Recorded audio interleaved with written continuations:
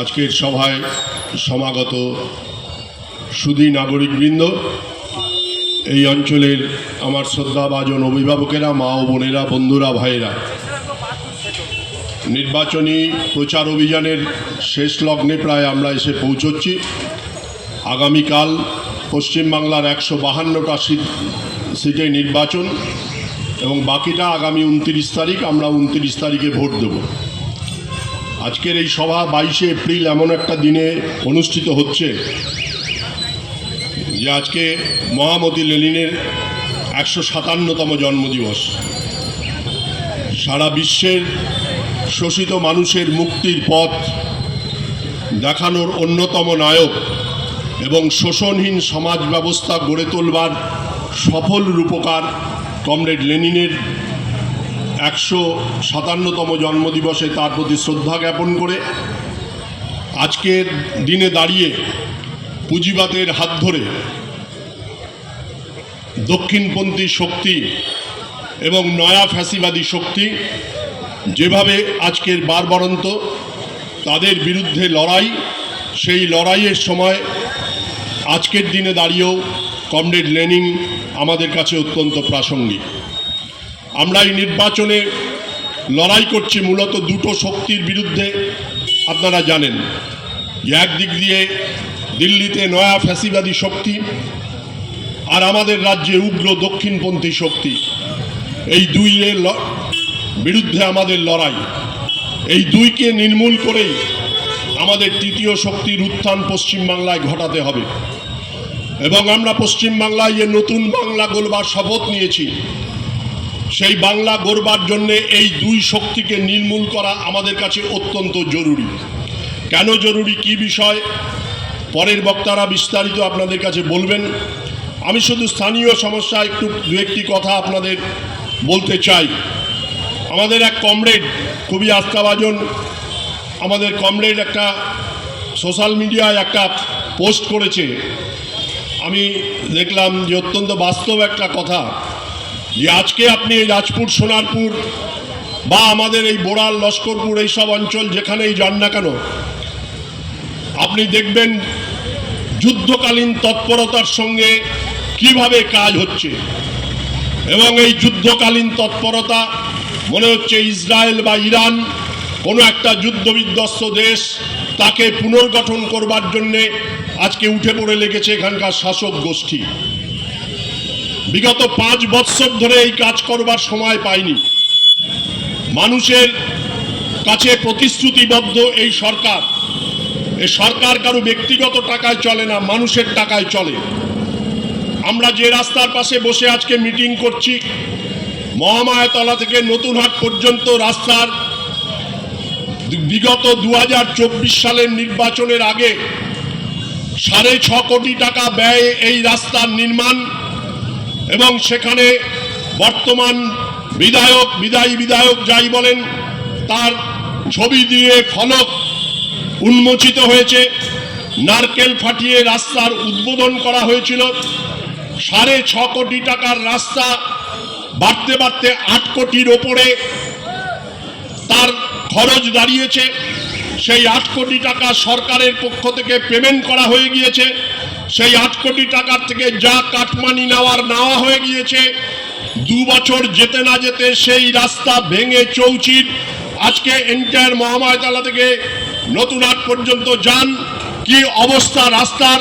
আবার নতুন করে কয়েক কোটি টাকা খরচা করে এই রাস্তাকে পুনর্নির্মাণ করতে হচ্ছে। এই টাকা কার টাকা? এ টাকা আমার আপনার ট্যাক্সের টাকা। প্রতিদিন তিলে তিলে করে আমরা যে ট্যাক্স দেই, সেই ট্যাক্সের টাকায় এই রাস্তা নির্মাণ হচ্ছে। যত ভাঙবে, যত তৈরি হবে, তত কাটমানি। ফলে এই দলটা সম্পর্কে মানুষ বীতশ্রদ্ধ, আর এই দলটা সম্পর্কে বীতশ্রদ্ধ হয়ে মানুষ এখন একটা বাতাবরণ তৈরি করার চেষ্টা করছে। যে কথা 2019 সালে চালু করবার ব্যবস্থা করেছিল, আগে রাম পরে বাম, 2019 সালে এই কথা চালুর মধ্য দিয়ে আরএসএস তাদের যে সংগঠন বিজেপিকে বাঁচাবার যে ব্যবস্থা করেছে, আজকের দিনে দাঁড়িয়ে অনেক আচ্ছা আচ্ছা লোক তারাও মনে করছে যে রাম না আসলে পরে বামের কোনো চান্স নেই। আমি এই অঞ্চলের মাইকের আওয়াজ যতদূর আমার যাচ্ছে বা যারা আজকে আমাদের শুভানুদ্দায়ী, আমাদের ভালোবাসেন, সকলে এখানে উপস্থিত হয়েছেন, তাদের কাছে শুধু বিনীত অনুরোধ করতে চাই যে ওই যখন রাম মন্দির উদ্বোধন হয়েছিল তখন দেখবেন আরএসএস এর লোকরা বাড়ি বাড়ি গিয়ে চাল দিয়ে এসেছিল, বলেছিল বাতের হাঁড়িতে এই চাল ফেলে ফুটিয়ে খান, আপনার মঙ্গল হবে। আবার যখন জগন্নাথ মন্দির তৈরি হলো তখন রেশন দোকানের মাধ্যমে প্রসাদ বিলি হয়েছিল এবং সেগুলো মানুষের কল্যাণের জন্য নাকি করা হয়েছে। ফলে রাম 2016 সালের পর থেকে পশ্চিমবাংলায় খাতা খুলেছে বিজেপির দৌলতে, এই তৃণমূলের দৌলতে, কিন্তু রাম কখনো এখানে সংখ্যাগরিষ্ঠতা হতে পারেনি, আগামী দিনে পারবে না। এই গ্যারান্টি মানুষের, ওই মোদির গ্যারান্টি না, পশ্চিমবাংলার মানুষের গ্যারান্টি যে রাম পশ্চিমবাংলায় জীবনে কোনোদিন ক্ষমতায় আসতে পারবে না। কিন্তু বিপদটা কোথায়? কিছু মানুষ ফিসফিস করে বলছে চায়ের দোকানে, কিছু মানুষ একসময় হয়তো আমাদের সঙ্গে ছিলেন, তারা বলছেন আপনারা সব ভালো, আপনাদের শিক্ষিত দল, শিক্ষিত সমস্ত ক্যান্ডিডেট, শিক্ষিত যুবকরা যুবতীরা আপনাদের দলে আছে, কিন্তু আপনারা কি পারবেন? আপনারা পারবেন না। মানে আমরা সব ভালো কিন্তু আমরা সরকার করতে পারবো না। কথাটা অনেকটা কিরকম হয়ে গেল, ওই দোকানের রসগোল্লাটা খুব ভালো কিন্তু কি জানেন ওর মধ্যে একটা ইঁদুর পড়েছিল। বামপন্থীরা সব ভালো কিন্তু সরকার করতে পারবে না, এই কথা ফিসফিস করে বলবার চেষ্টা হচ্ছে। সারা দেশে দাঁড়িয়ে দেখুন বিজেপির সরকার, ডাবল ইঞ্জিন সরকার। যারা চাইছেন, যারা বলছেন, তাদেরকে এই কথা স্মরণ করাতে চাই।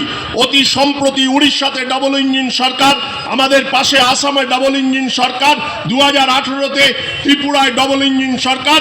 কিন্তু এই ডাবল ইঞ্জিন সরকার এমন কি ফেসিলিটি সেখানকার মানুষকে দিতে পেরেছে যা পশ্চিমবাংলার মানুষ তার জন্য ডাবল ইঞ্জিন সরকার চাইছে। আজকে গ্যাসের দাম 2014 থেকে আজকে 1000 টাকা, 400 টাকা থেকে 1000 টাকা। ত্রিপুরা, আসাম, উড়িষ্যা, বিহারের মানুষ সেই গ্যাস 400 টাকায় পাচ্ছে না। তেলের পেট্রোল পাম্পে যান, সেখানে গ্যাসের লাইন দিচ্ছে অটোওয়ালারা, সেই গ্যাসের দাম এই কয়েকদিনের মধ্যে কত টাকা বেড়েছে, পাশের রাজ্যে সেই দাম কমছে না, বা যারা রামের কথা বলতে চাইছেন তাদের জন্য দাম কম হচ্ছে না। ফলে ওইসব রাম বা আগে রাম পরে বাম ওইসব নেই। কল্লোল একটা পোস্ট করেছিল বাম শুধুই বাম, এটাই আজকে পশ্চিমবাংলার মানুষ চাইছে। আর যখন দেখছেন যে সমগ্র উত্তরবঙ্গ থেকে দক্ষিণবঙ্গের একাংশ জুড়ে যেখানে 152টা সিটে আগামীকাল নির্বাচন, জনজোয়ার সৃষ্টি হচ্ছে, জনজোয়ার। ওই আনন্দবাজারের জায়াখুরি গল্প, কে কত পাবে, এক্সিট পোল, ওইসব বাদ দিন, মানুষ কি বলছে সেটা দেখুন। আনন্দবাজার পত্রিকাও দেখাতে বাধ্য হচ্ছে করণদিঘির সমাবেশ, আনন্দবাজার সব পত্রিকাও দেখাতে বাধ্য হচ্ছে বিভিন্ন জায়গায় জায়গায় আমাদের কিভাবে কত মানুষ তারা জনজোয়ার সৃষ্টি করেছে।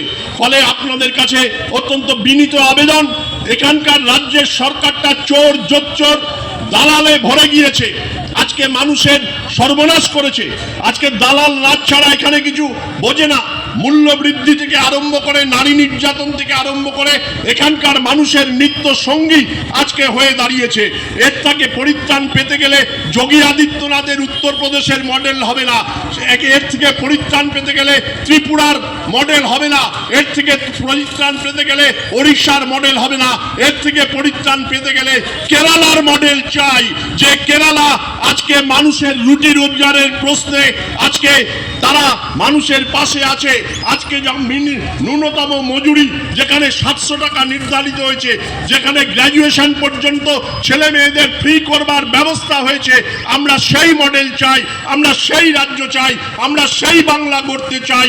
সেই বাংলা গড়বার শপথ মহামতি লেনিনের জন্মদিনে, সেই শপথই আমরা আজকে গ্রহণ করতে চাই। এই কথা বলে আপনাদের সকলকে ধন্যবাদ, লাল সালাম জানিয়ে আমার কথা আমি শেষ করছি। ইনকলাব জিন্দাবাদ, সকলে ভালো থাকবেন।